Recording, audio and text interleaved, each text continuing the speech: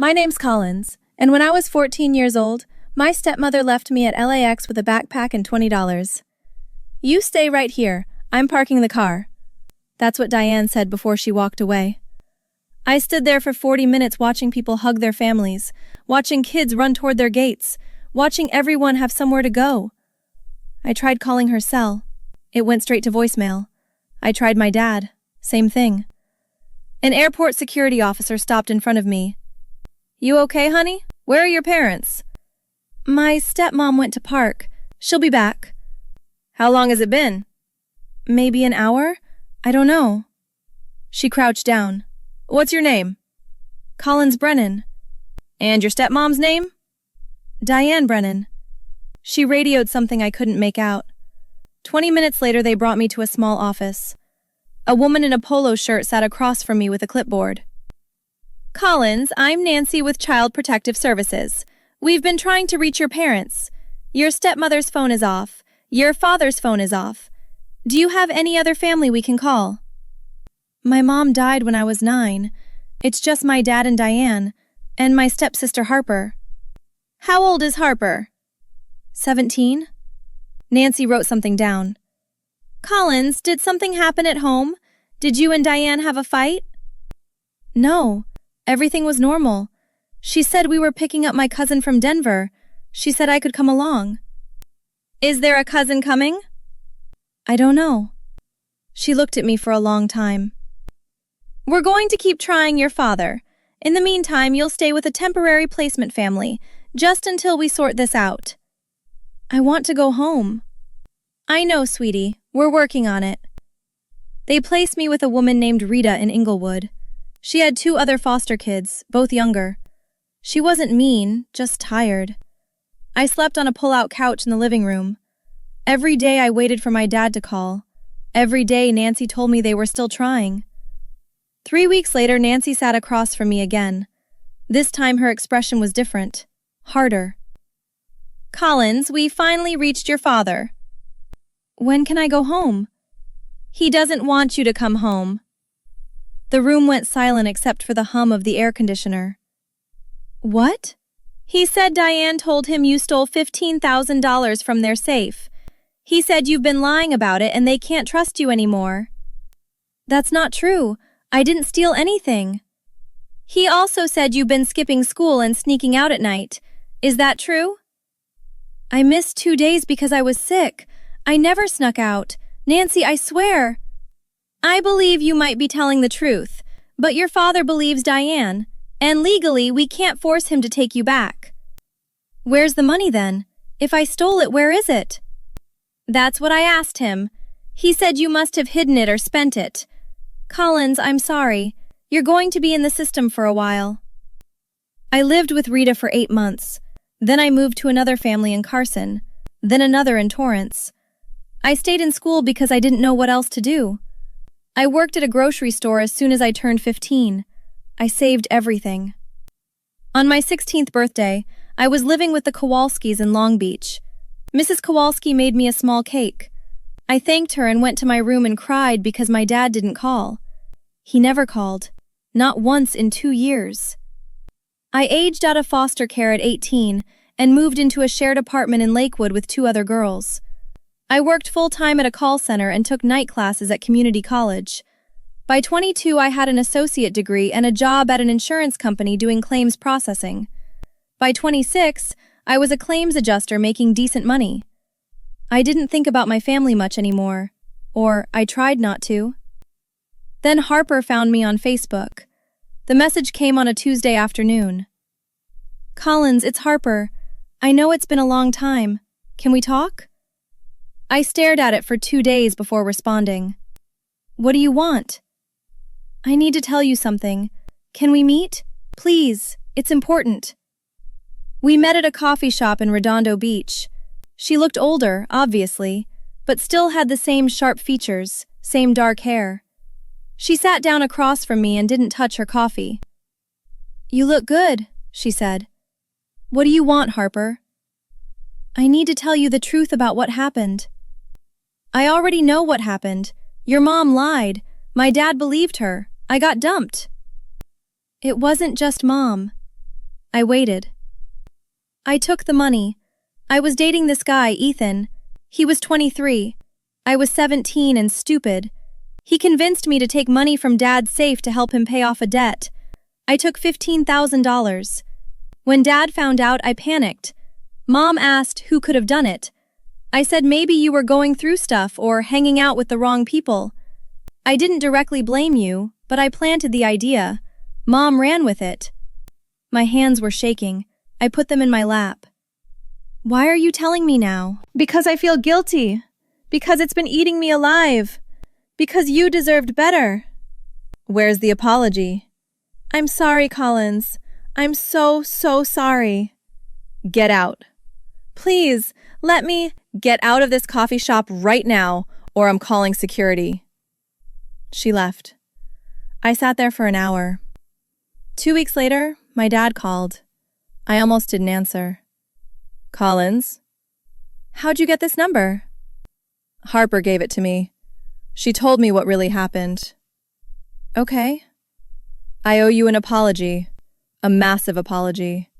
What we did, what I did, I can't take it back. But I want to try to make things right. Can we meet? Can we talk about this? No. Collins, please. I'm your father. You stopped being my father when you left me at an airport. You know what happened to me? You want to hear about the 5 different houses I lived in? The families who took me in because the state paid them? You want to hear about working 40 hours a week at 16 just to buy my own shampoo? I thought you stole from us. I thought, you didn't think. You didn't ask questions. You didn't look for me. You just believed her. I made a mistake. Mistakes are forgetting to pick someone up from school. You abandoned your child. We're done. I hung up. I thought that would be the end. It wasn't. Harper started texting, then calling, then showing up. She found my apartment building 3 months after our coffee shop meeting. I was coming home from work when I saw her sitting on the steps. I told you to leave me alone. I can't. Collins, please. I need you to forgive me. I can't move forward until... That's your problem, not mine. Dad's a mess. He's been drinking. He and Mom are fighting constantly. She's furious that I told the truth. The whole thing is falling apart. Good. Collins, you want me to feel bad for you? You want me to make you feel better about what you did? I'm not your therapist. I'm not your priest. I don't owe you peace of mind. I was 17. I was scared. I was 14, and I was alone.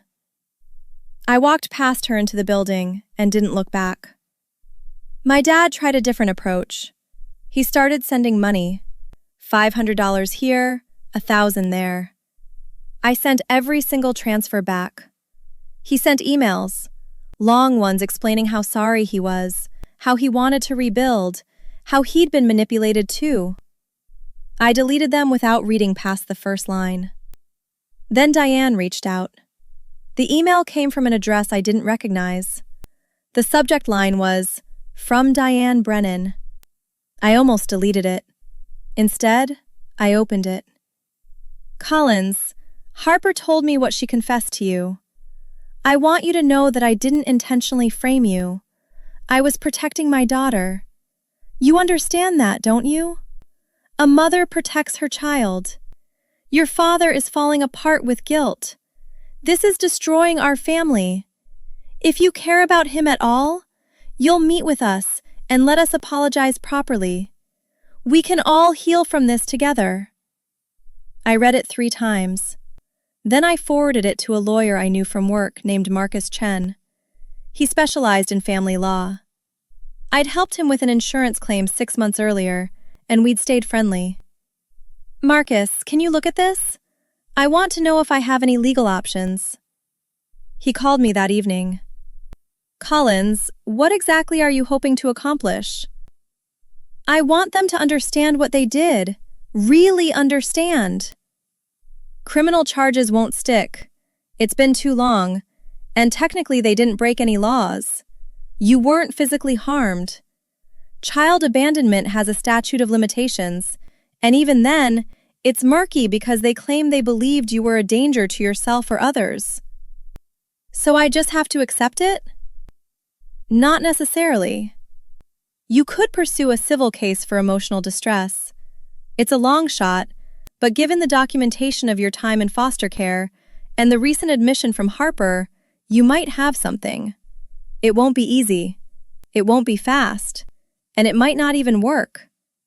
But it would force them to sit in a courtroom and answer for it publicly. How much would it cost? I'd do it pro bono. This kind of thing? It makes me angry. You were a kid. Let's do it. We filed the lawsuit 3 weeks later. The case took 14 months. During that time, Harper sent me 43 messages begging me to drop it. My dad sent 17. Diane sent 9, each one angrier than the last. I didn't respond to any of them. The depositions were brutal. Harper cried through hers. My dad looked 10 years older. Diane was stone-faced and furious, insisting she'd done nothing wrong. I was protecting my child, she said. Any mother would do the same. Even if it meant destroying another child? Marcus asked. Collins wasn't my child. That sentence made it into the court record. We didn't win. The judge ruled that while my experience was deeply unfortunate, the legal threshold for damages wasn't met. But the case was public record. Everything, Harper's confession, Diane's emails, my dad's admission, was documented and searchable forever. 3 weeks after the ruling, I got a call from Harper's fiancé, a guy named Derek I'd never met. Collins, this is Derek Munoz. I'm engaged to Harper. I need to ask you something. Okay. Is what's in those court documents true?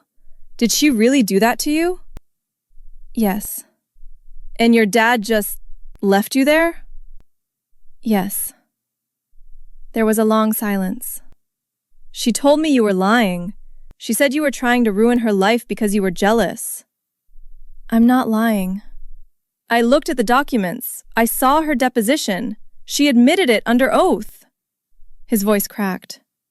I can't marry someone who could do that to a kid, who could let you suffer for years and only confess because she felt guilty, not because it was right, because she felt bad. I'm sorry. Don't be. Thank you for telling the truth. He called off the wedding. Harper sent me one final message after that. I hope you're happy. You destroyed my life. I blocked her number. My dad tried one last time 6 months later. He showed up at my office building. Security called me down. Collins, please, 5 minutes. No. I'm your father. I love you. I made a terrible mistake, but I'm still your father. You were my father. You're not anymore. You chose Diane. You chose Harper. You chose to believe I was a thief instead of asking me one single question. That doesn't go away because you feel guilty now. What do you want from me? Nothing. I don't want anything from you.